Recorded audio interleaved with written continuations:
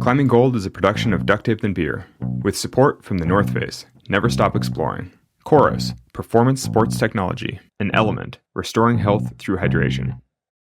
Alex, looking back at your climbing, do you remember a certain breakthrough when it came to hard free climbing way off the deck? Like, were you just always like okay with the exposure, the difficult moves above small pieces, or was that something you had to work on?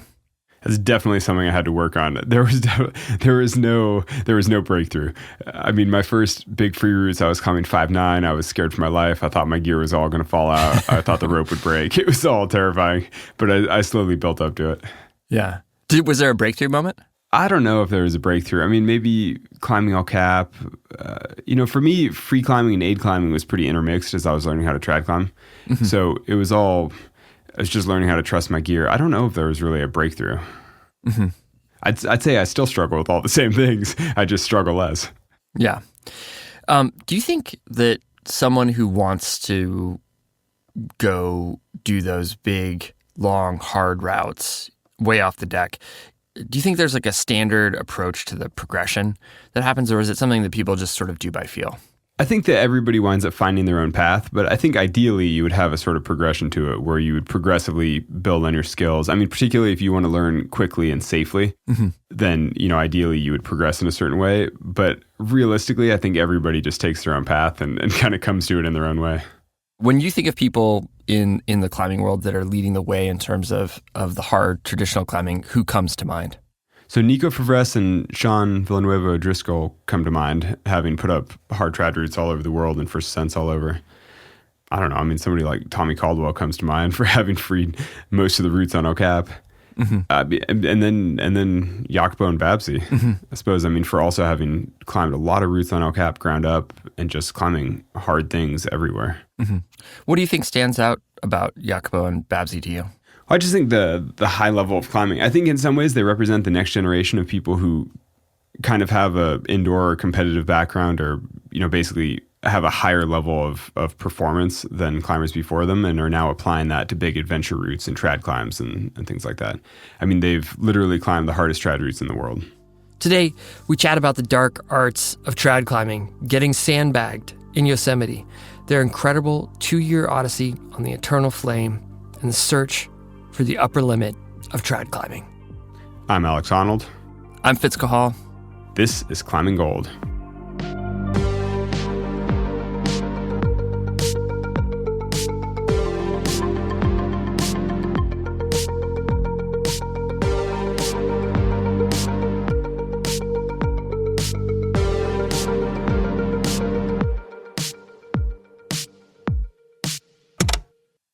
I'm Jacopo, Larcher. I'm 34 years old.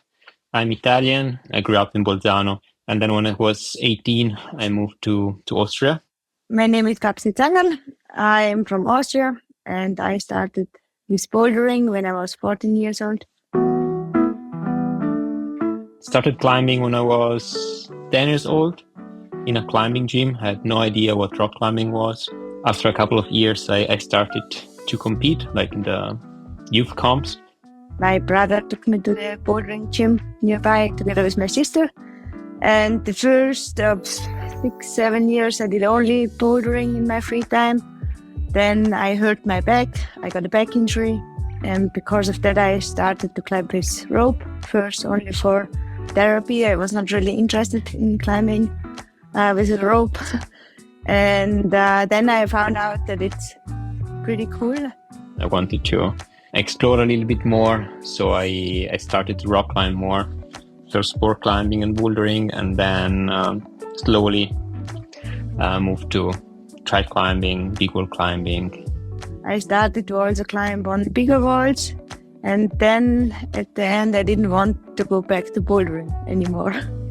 Seems like you guys have both been on a similar journey from very hard things, Jacopo in your case, sort of competition climbing and sort of like elite performance, and Babsi with hard bouldering, and then slowly trending to bigger walls, more adventure, more traditional, more expeditions, things like that. I mean, is that sort of fair to characterize? I think so.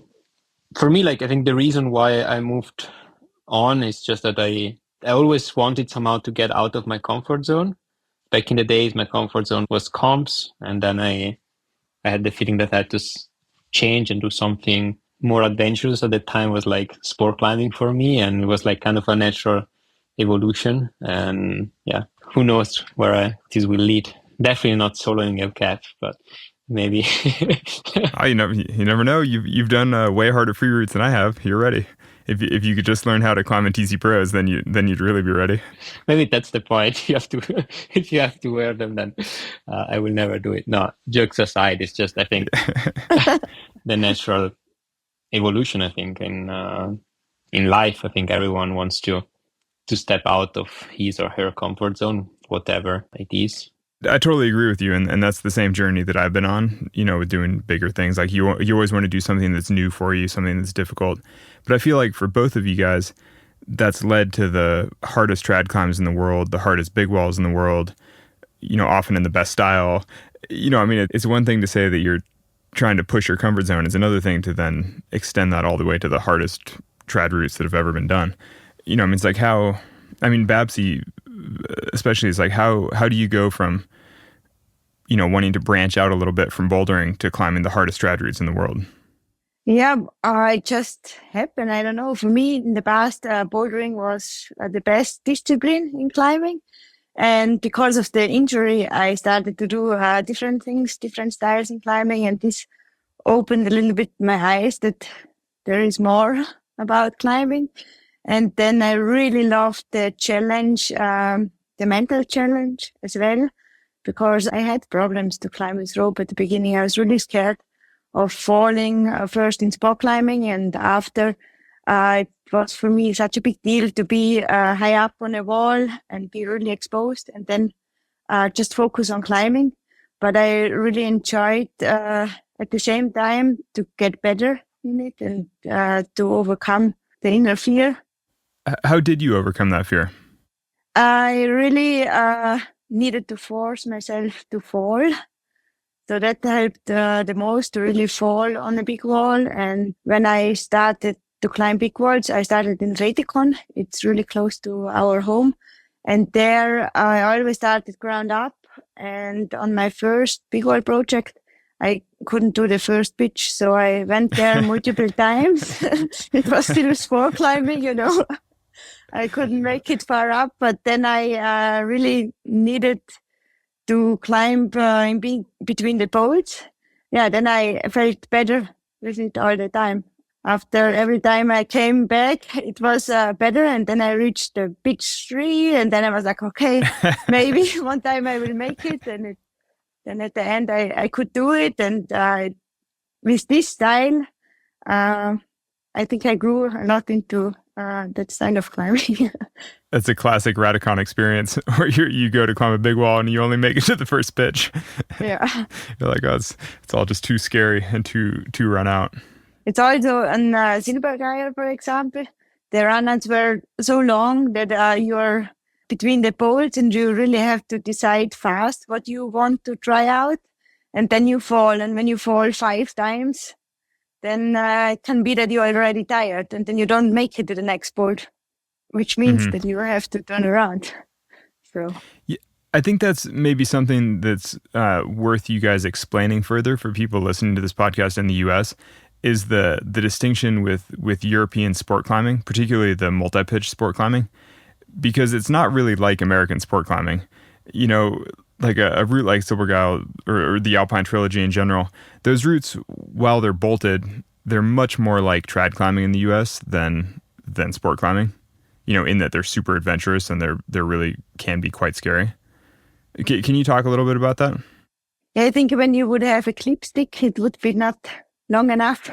Yeah, you need like a 10-meter stick clip. It's like you need like an extended avalanche probe to clip up. Yeah. And then sometimes you can't even see the next bolts, because that's the whole thing. If the bolt is 8 meters away, you can't even tell where it is. There are a lot of European multi-pitches like that where it's like so sporty, or what Americans call, like run out and exciting, that it doesn't really feel like sport climbing anymore.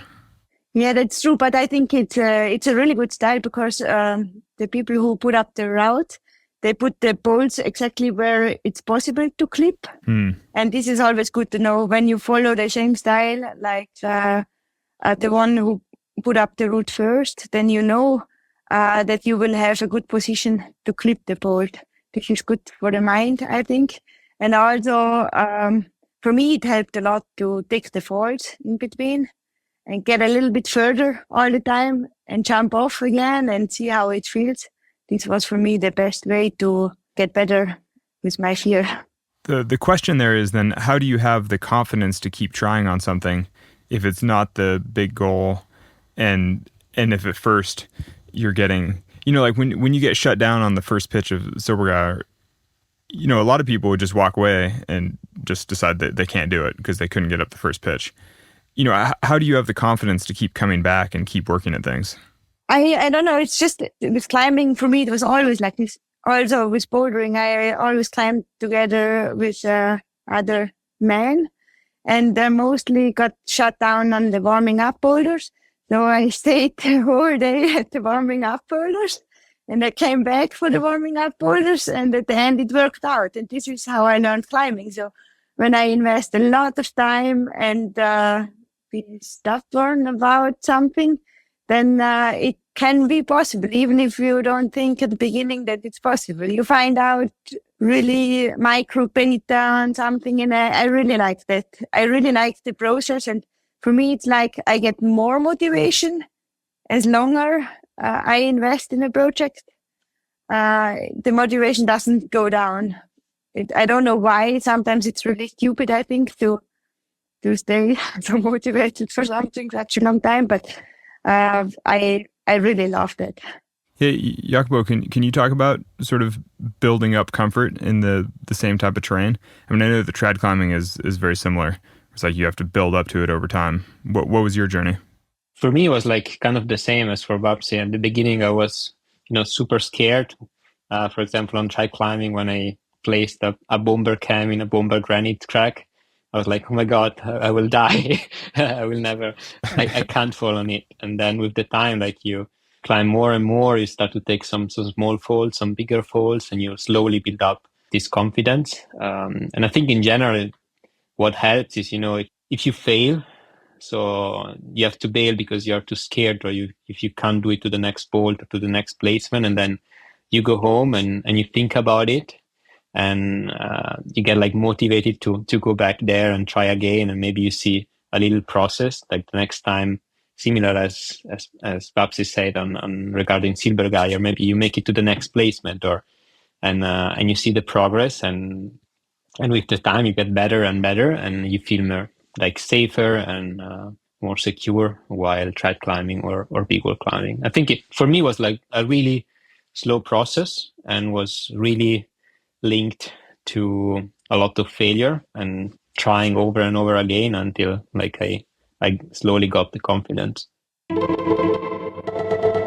We'll be back with more after the break.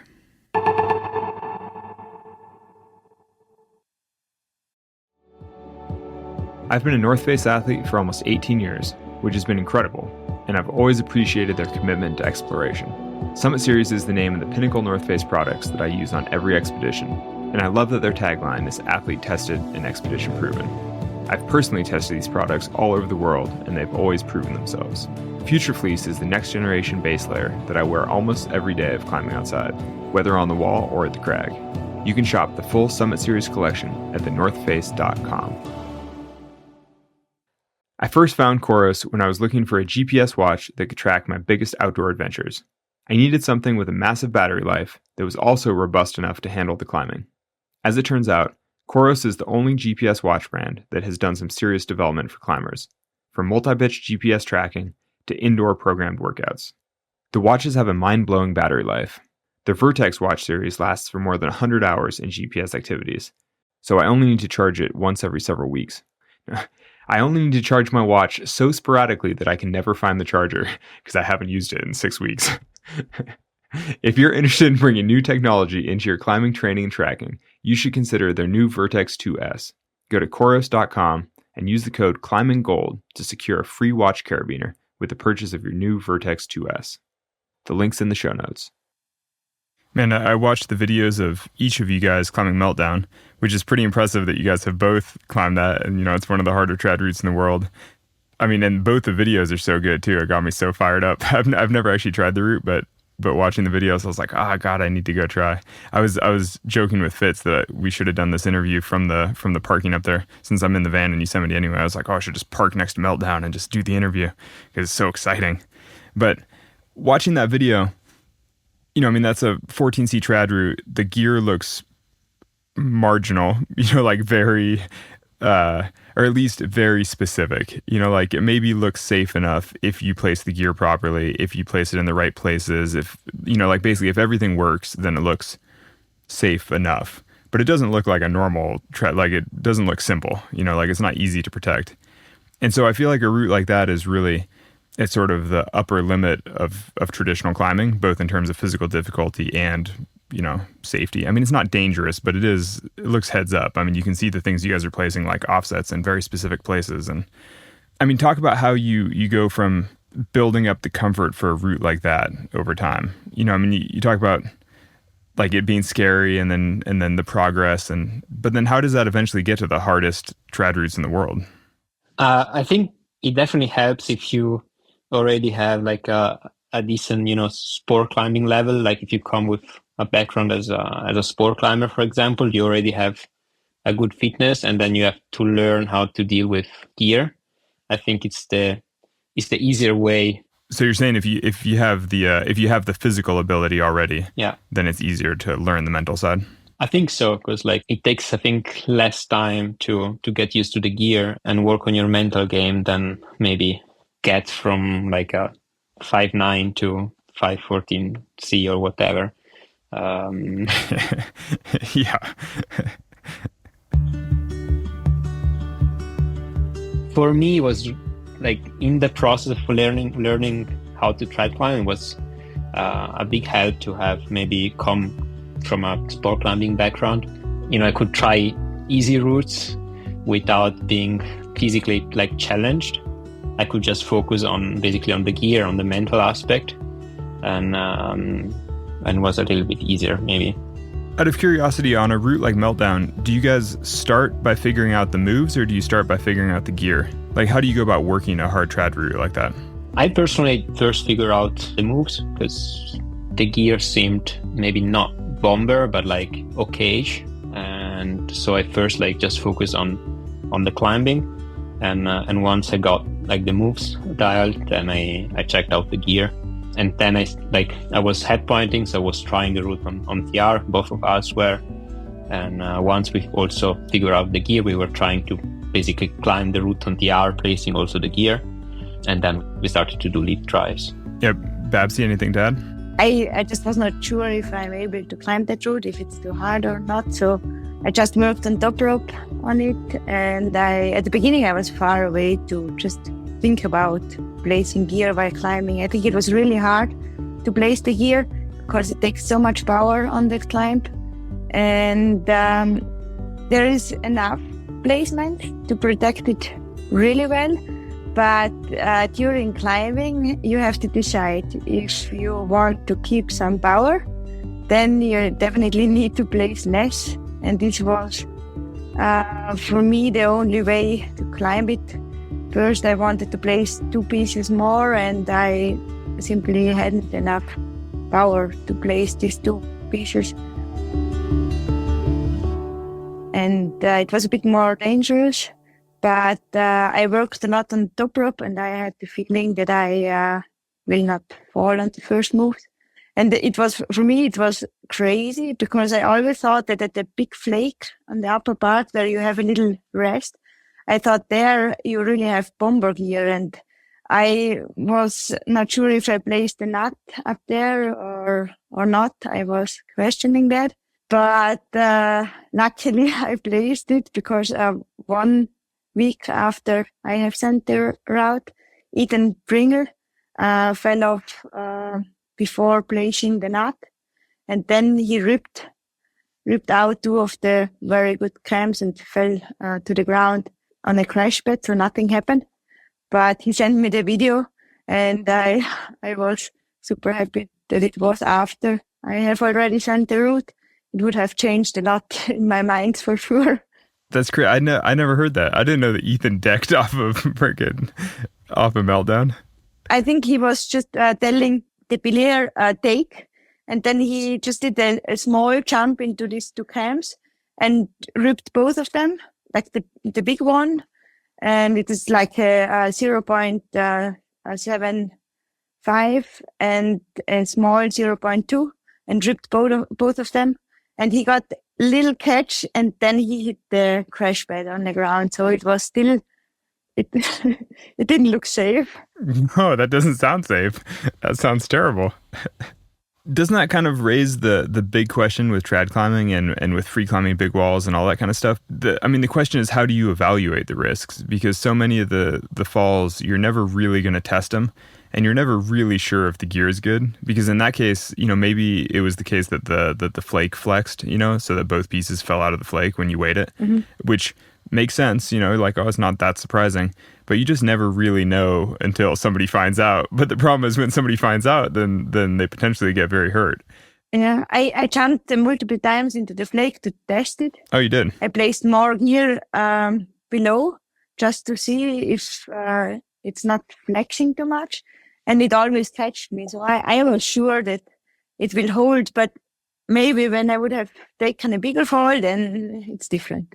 So it's always hard to tell. And I think when you climb on cracks, I feel pretty safe because the placements on granite, it's okay. But for example, when you try to climb on the limestone, I don't really feel safe. On limestone, I don't really know if the rock can break, or when you place cams in pockets, it's also way more sketchy compared to placing the gear into solid cracks.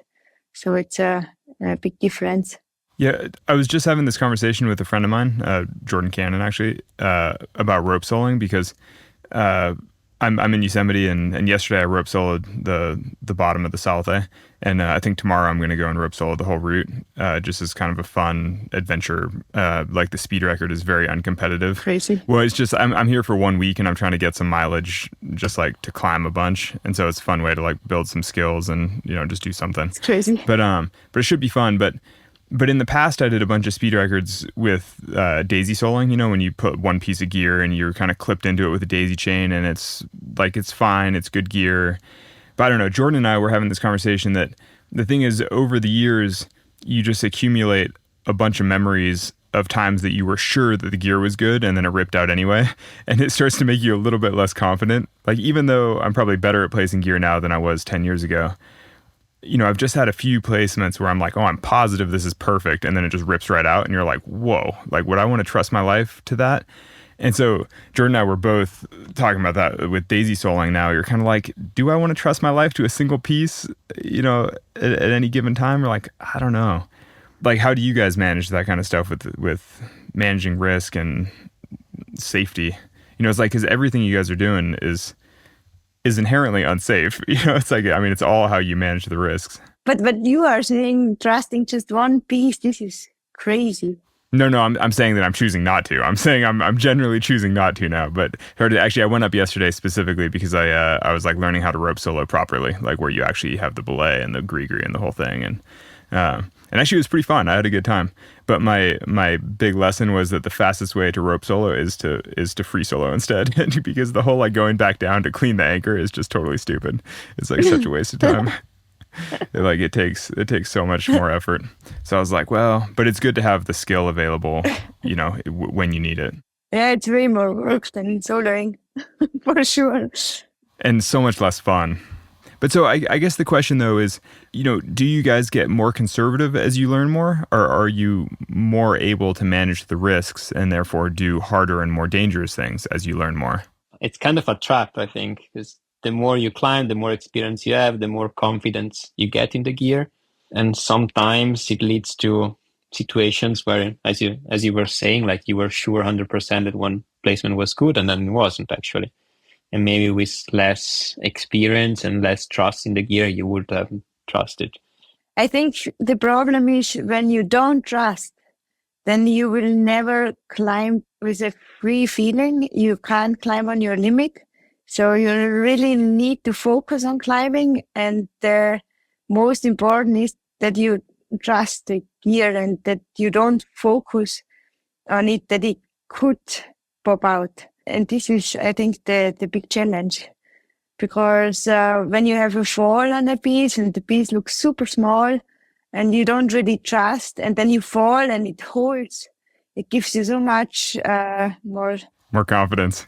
But it's definitely just a feeling and you don't really know. But I think when you climb a hard trad climb, you also need to focus on climbing, and there is not so much space all the time to think about the placements.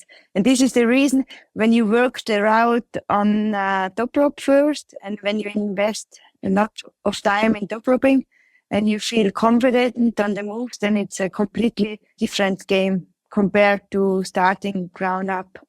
So when we start ground up, then it's so much more scary, and it's a completely different game, I think, to climb a route, which is super scary in trad style ground up. You can't compare it to when you top rope something. That reminds me, some of your ground up ascents include some of the El Cap routes that you guys have climbed. And one of my examples of being sure the gear was good and then ripping the entire pitch was actually on the nipple on Zodiac, a route that you guys did the third ascent of, I think, right? Yes. Anyway, you freed the Zodiac, which is great, and you freed the Zodiac in sport shoes, which is crazy, I think. But easier than in DC Pros. Yeah, but I just remember that I was trying to free the Zodiac many years before, and I had gear out the whole nipple and was like, oh, it's all good. And then like jumped to this like fixed piece. I was just trying to like aid my way across. Anyway, the last thing I said to my belayer was like, oh, watch me, but this is good.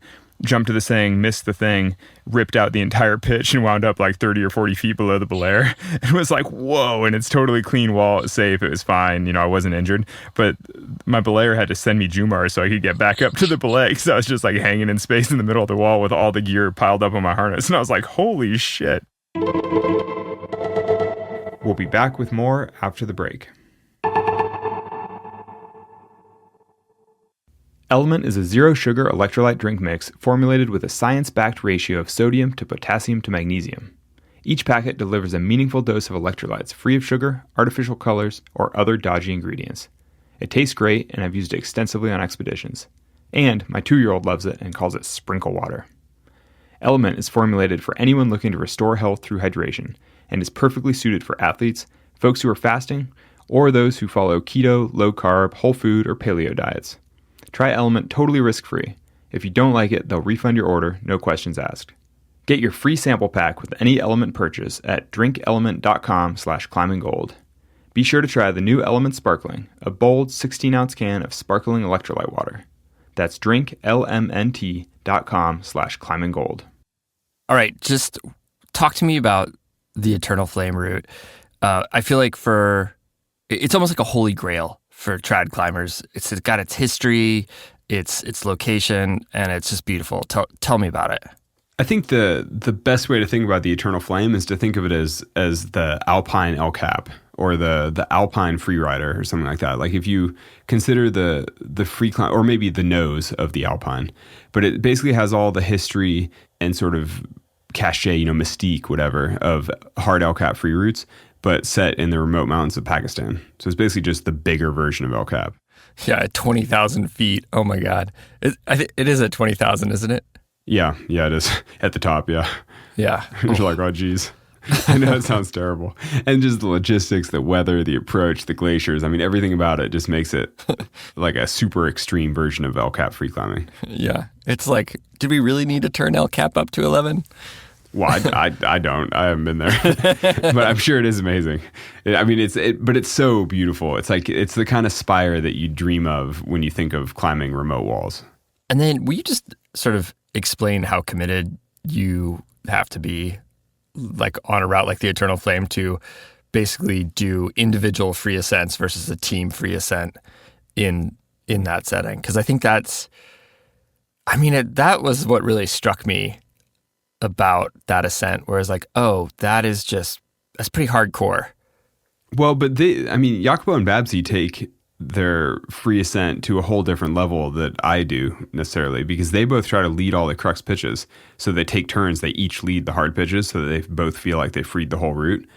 Whereas, I've always felt totally comfortable just swapping back and forth with my partner, because I feel like top rope and leading aren't that big of a difference necessarily.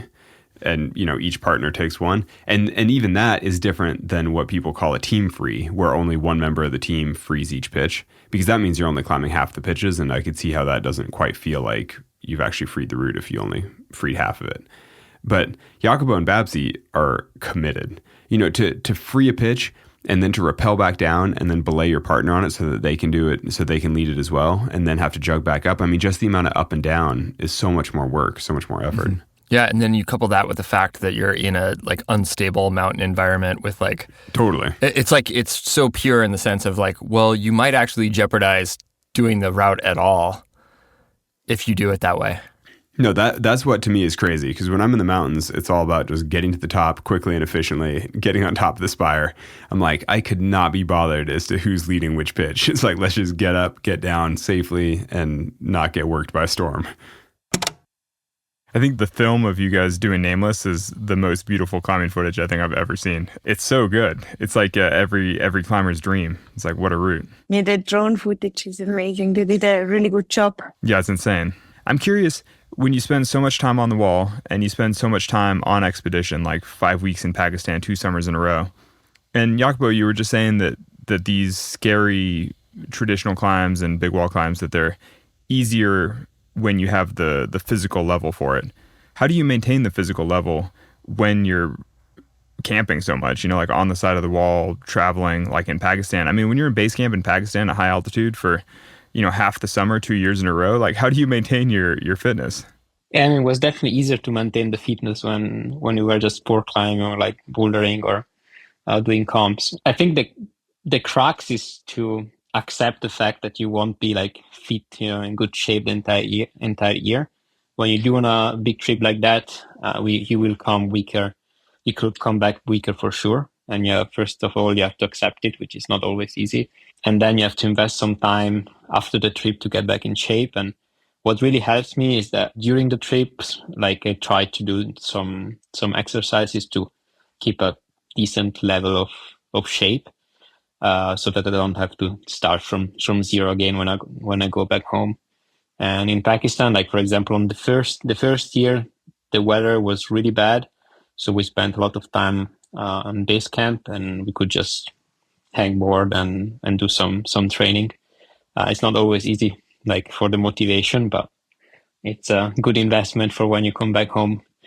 And in general, otherwise, in the last years, for example, we always used to start a year with some sport climbing, and then in summer and autumn and fall, we spent more time on bigger walls, and so our shape got worse and worse. Worse all year. Yeah. And then we basically invested then 2-3 months in winter just for training sport climbing to get back in shape and build up a good shape for the upcoming season. Yeah, I think that's something that the casual listener might not totally understand, is that even if you're in Yosemite climbing 514 big walls, you're still losing fitness the whole time, basically, because that's just still way below your limit, and you're still just not trying as many hard pitches, and you're spending so much of your energy pulling bags up the wall and carrying heavy loads to and from the base. And it's just way different than being at Sayus or something, just sport climbing at your limit. Yeah, it's completely different. I think somebody who just climbs casually would be like, oh, you went to Pakistan and climbed a 30-something pitch 513? That sounds really hard. You must be really strong. And you're like, no, but that's so much easier than what I'd be doing at home.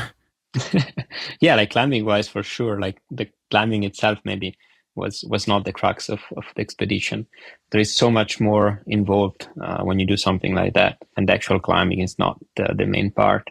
Even, if you try hard single tread pitches, you lose fitness, I have the feeling, because you don't climb as much as if you would just sport climb. If you go to Sayus, for example, you just do 10 hard pitches per day and you're really focused just on the climbing. And if you want to do a hard trad pitch, which maybe is also a little bit dangerous. You won't do 10 tries. You just warm up, give it one go, totally, and then you get scared, you fail, and then you try again like next day. So, but this comes back to the risk conversation, though, because the reason you only give it 1 or 2 tries is generally because if you tried it 10 times, you'd hurt yourself. Because like one of the times you'd be too pumped to place the gear and you would like slip before the crux and you just wind up on the ground, or you know what I mean?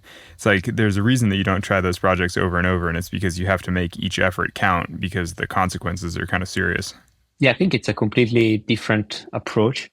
Like when I go sport climbing, for example, I just want to climb as much as I can. And even if I know that I'm that tired, I'll still try to give it a go to the project, even if I know that I will probably fall off on the second bolt, but nothing will happen, But on a trad climb, if I try something hard and dangerous, I really want to be like 100% fit when I try it. So I just give it one go, and if I feel a little bit tired, then maybe I just go on a TR, or I don't want to take too many risks.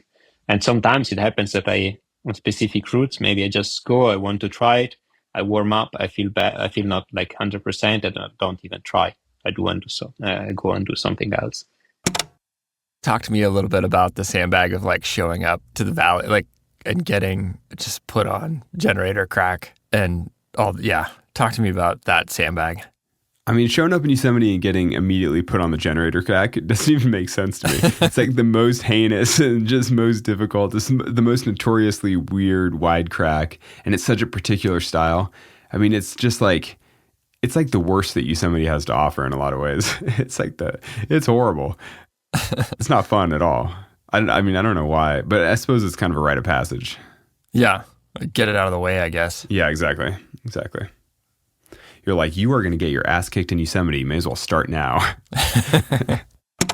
So both of you guys have had great success in Yosemite climbing the hardest walls. Was there a moment where you realized that you were capable of climbing the hardest routes on El Cap? I mean, this kind of comes back to the question of confidence again. Like, did you come from Europe with the goal of we are going to free climb the hardest routes on El Cap? Or did you have to climb some routes in Yosemite first and sort of build up and to believe that was possible for you? No way. Like when we got in Yosemite the first time, we couldn't even climb generator crack. We probably still don't. But yeah, you probably still can't climb the generator, but you don't need that to climb the nose. Honestly, like we went there with zero experience in big wall climbing and had to learn like from zero again. And that was also like probably one of the reasons why we enjoyed it so much, because there was so much room for progression, like for learning. Is like same as when you start a new sport, you can learn so fast, and I think that was really motivating for us, because otherwise in sport climbing, after 20 years of sport climbing, you kind of reach a plateau, and maybe you see some small progresses, but not much. And so with big wall climbing, and especially in Yosemite, was kind of like a completely new world for us. And that was what was really motivating. And we definitely didn't think about like climbing one of any hard routes on our cap. We just like tried and slowly like increased the difficulty maybe. When I was the first time there, I was there together with Hans-Jörg Auer. It was in 2010. And the first route that we tried there was generator crack for 3 hours. And we both couldn't do it. And then Hans-Jörg had the idea to go on a secret passage. And I was like, okay, I come with you and belay. And then I saw all these copperheads and that stuff I never have seen before. And he told me that it's safe, you can fall on it. And I was like, okay, this is alpine climbing. I trust you. And then he even was falling on that shit and it hurt. And I was like, okay, that's crazy. And then, a lot of things happened at this trip, and it ended that we didn't climb a single route. And Hans-Jörg had a 25-meter fall on quantum mechanics on the last pitches, because he told me that when you need the big cams, then it's easy. We know we don't need it because it's super heavy gear. So we leave it at the car. We also don't need helmets, because helmets are not, I don't know. He was such a hardcore guy.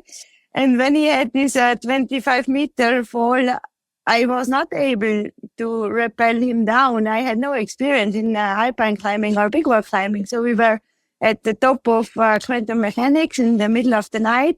And then we rapped down, and we always left one cam to rap because the line goes more on the left. It's overhanging at the last part, and we rapped down straight. Mm-hmm. We made it to the ground at 1 a.m, and then we directly drove to the hospital. And with the fall, he broke his wrist. And this, that was my first Yosemite trip. I don't know if I'd heard that story. That's so funny. Freaking Hans Jorg. So, was there? I mean, that's a classic story. Was there a point at which you felt like you did have some kind of breakthrough, like something that did boost confidence? Yeah. Because I mean, eventually, like what were the routes where you saw some success and you were like, okay, actually, I can do this? No, we went to Indian Creek after the first trip to Yosemite, and then we got more confident. So we spent 3 or 4 weeks at the Indian Creek, and we learned the different techniques of crack climbing. And then after that trip, it was a bit easier to climb in Yosemite. Yeah, I projected for 2 days incredible hand crack. And when I finally did it, I was like, okay, maybe I would say that's actually true. I remember there were 2 guys coming from the parking lot with their climbing shoes already on. DC Pros, oh my God. Yeah, of course. And they came by at Incredible Hand Crack. It was our project for the week. And those guys were like, yeah, can we hop on that route for a quick go? And we were like, okay. And these 2 guys, they had like big belly and climbing shoes already on. And we were like, okay, let's see how they do on that route. And they easily climbed Incredible Hand Crack. And we, at this time, we already climbed 8C sport climbs or even harder. And we had no chance to climb Incredible Hand Crack. That is so classic. That is the classic sort of American climbing experience where you're like somebody that just seems grossly out of shape. You're like, how can they be so good at this crack? It's just like so easy. But once you learn how it actually is, you're like, oh, it's 6A, like just like it's supposed to be. I mean, I feel like I went through the same thing with wide cracks in Yosemite, where at first, if it said 510 on the topo, you'd be like, oh no, it'll be the hardest fight of my life. But then once you kind of learn how, you're like, oh no, it does just feel like 510. You're like, it's fine. But it takes a long freaking time.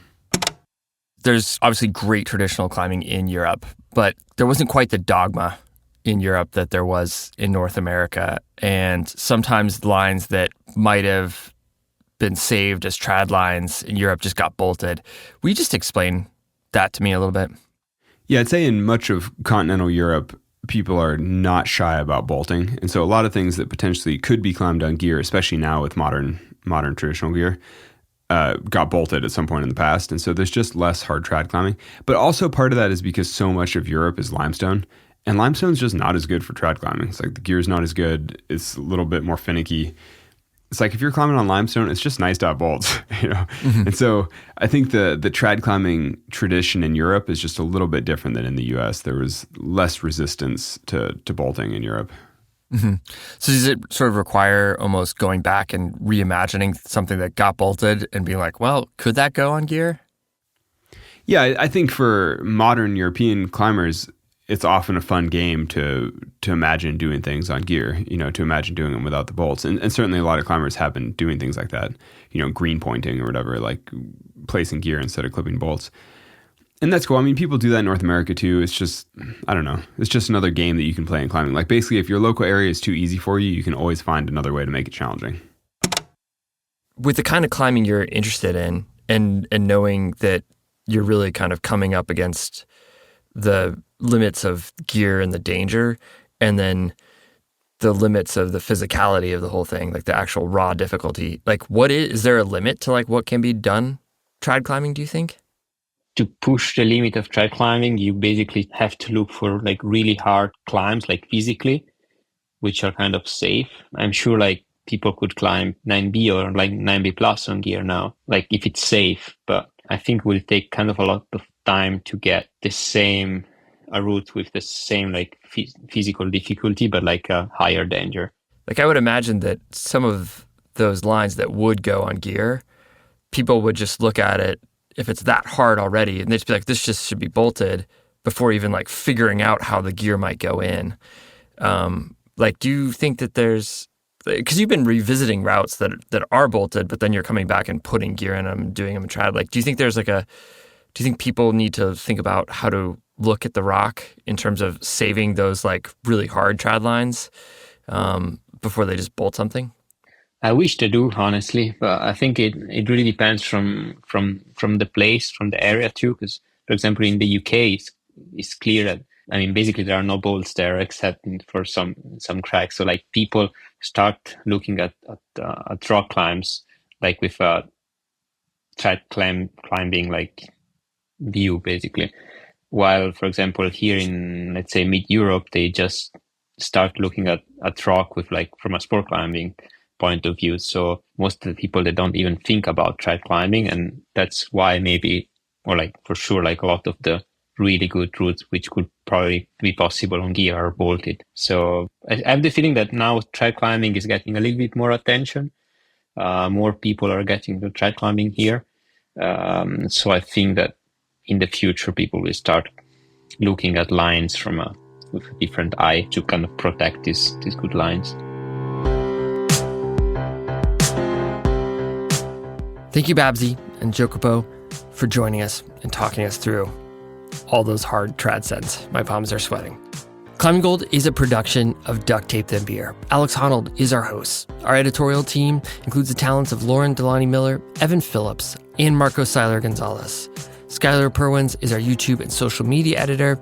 Music today by Brendan O'Connell, Cloud Cord, and Graham Barton. Our creative director is me, Fitz Cahal. Our executive producers are Jonathan Retzik and Ben Endy for RXR Sports, and Becca Cahal and Lisi Hendricks for Duct Tape Then Beer. Thanks for listening.